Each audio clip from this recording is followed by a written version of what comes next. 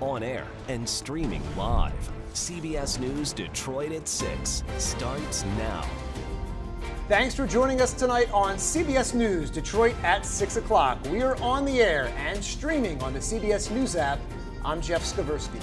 I'm Shayna Humphreys, and first tonight, we just want to acknowledge what a historic day this is for all of us here at CBS News Detroit as we launch our first ever newscast in over 20 years. All of us are here to tell you your stories from all over Metro Detroit, and that starts right here, right now. We are especially thankful to every single one of you tuning in and watching tonight. Joining Shane and I are sports anchor Ronnie Duncan, as well as next weather meteorologist Ahmed Badji, our team that'll be with you every single night, bringing you news, sports, and weather.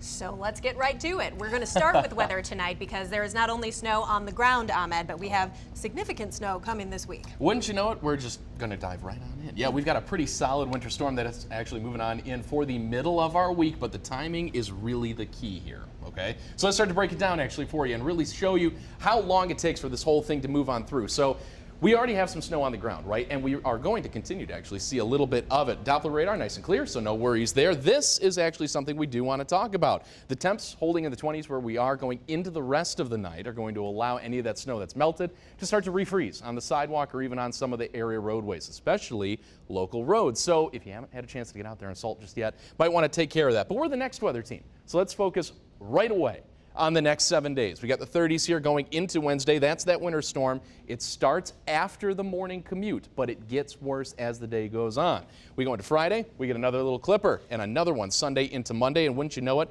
we already have winter storm watches for 3 of our counties going into Wednesday. But beyond that point then, the big issue is going to be how long does the snow stick around? Because we are looking at least a few inches. We've got a solid pin in about more than 4 inches. So that's the one we can put a pin in right now. We're going to talk about numbers and actually really focus on the impacts for the second half of the day Wednesday coming up in just a bit. A lot to get ready for. Absolutely. All right, thanks, Ahmed. All right, let's bring in sports anchor Ronnie Duncan with a huge story on the high school football field involving the Belleville football coach. You know, no one has been able to talk to this man. He did not want to talk about the allegations. He didn't want to talk about anything. But now he's talking to us, and we're going to hear about it. Who am I talking about? At one time, Jermaine Crowell was considered the next great one among high school football coaches in the state of Michigan. Today, he's on the outside, looking in at Belleville High, after the Michigan High School Athletic Association banned him for 2 years from coaching anywhere in the state. I was able to speak with him one-on-one in an interview you can see only here on CBS News Detroit. You get what you earn. You know, we all make mistakes, and when you make a mistake, you got to own up to it. Those are words of responsibility dedicated to the truth that Crowell told me at Cut's Barbershop in Belleville. Words that Jermaine not only taught his players, words he lives by himself. You know, and I want people to know that, you know, you didn't hear me contesting because some of the things that they accused me of actually happened. I did pick up and drop off, and I did it for a number of years. Crowell's crime was violating the undue influence rule, which accounts to barring him from coaching any sport over the next 2 academic seasons in Michigan. Did Crowell cut corners or trim his story to make himself look good? The Michigan High School Athletic Association thinks so.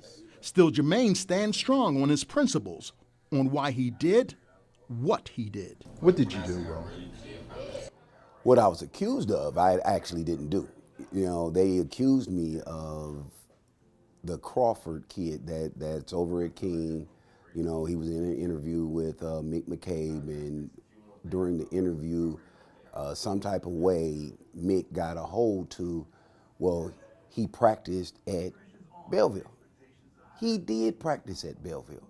Then Mick said that I gave him a ride, or the kid said that I gave him a ride. That was one of the kids that I actually never gave a ride. Crowell objects to reports that claim that he was fired. He told me it was his decision to step down. Many in the Belleville community are still in pain over coach's decision to remove himself from the football program without a fight. As soon as that happened, the first thing everybody thought was, oh, we're gonna go back to old Belleville. Would you say, not that you cheated, but do you say you cared too much? I don't think you can never care enough. And if that's what it is, if I'm gonna be wrong for that, oh, then I'm gonna be wrong. I'm gonna be wrong all day. How about it? Maybe a complex story, but he is still earning a check in Belleville in the athletic department. However, he told me once that 2-year ban is over, you can expect to see him back coaching on the sidelines. He says, but this time in Detroit. Sounds like a promise. I'm curious, what do the people in the community, the parents of the players, what do they think about Well, all they're this? hurt because he has more than an 80% graduation rate. These kids were moving on to college. They were state champions. You know, you love your coach. Yeah. He was just trying to help a kid out, and that's against the rule. All right. Thank you, Ronnie. Thank It'll you. be interesting to see where he lands on his feet in a few years. All right. Legal gambling is leading to big wins for the state of Michigan and, of course, Detroit, too. The Michigan Gaming Control Board says last year casinos paid $302 million to the state of Michigan in the form of gambling fees and taxes. The money goes directly into the state's budget. Here at home, the 3 downtown casinos paid an additional $84 million directly to the city. Michiganders placed a total of nearly $2 billion in bets, both online and in person, last year alone. Developing now in Des Moines, Iowa. Police say 2 children have died and 1 adult has been wounded in a shooting at a charter school. The shooting was reported just before 1 o'clock this afternoon at a nonprofit called Starts Right Here, which is aimed at helping at-risk youth. Police say the adult who was hurt is an employee of the school and was taken to the hospital. We are told in serious condition. The students' ages have not been released yet. Police say 20 minutes after the shooting, 3 suspects were taken into custody following a traffic stop. They say 2 suspects stayed in the vehicle while a third ran away and was caught. A rep for the Des Moines Police Department says the shooting was a targeted incident. The incident was definitely targeted. It was not random. There's nothing random about this. It was certainly a targeted incident. But as far as, again, motive, that's something that we are going to try and figure out. Now, that school serves 40 to 50 students at any given time. This is a developing story, and we will bring you the latest as it comes in. A Michigan woman is behind bars tonight for allegedly being part of the protest that turned violent over the weekend. Grosse Ile resident Emily Murphy was one of the 6 arrested. The 37-year-old Murphy faces 8 charges, including 4 felonies, among them domestic terrorism, arson, and interference with government property. This all stems from the deadly police shooting of an environmental activist, which then sparked Saturday's violent protest. The activist, who went by Tortuguita, was killed Wednesday when authorities were clearing protesters from a proposed police training facility in downtown Atlanta. Police say they fired in self-defense. Witnesses described the scene as chaotic. At that point, saw people smashing out taillights of cop cars and windows. What I saw wasn't peaceful. Yeah, no, I mean, blowing up cop cars and throwing fireworks at police officers is not peaceful. Bond was granted for one of the arrested protesters, but a judge ruled Murphy and the others pose a flight risk because they are from out of state. The opioid abuse continues to be a major issue around the country, and if someone overdoses, you may only have minutes to react. With that in mind, Wayne State University is taking action to help save lives on campus. We're zooming in on Wayne State. That's along Woodward between Warren and I-94 in Detroit, and that's where we find CBS News Detroit's Ray Strickland. He joins us live tonight with the life-saving details. Ray? Well, Jeff, these vending machines are pretty easy to navigate. All you have to do is enter an item number. I'm going to enter 34. And then easy enough, a package of Narcan will come out. It contains 2 doses. And one of the more important things about this vending machine is that the Narcan is free. Anyone can come in and get one. No judgment. The goal here is to simply save lives.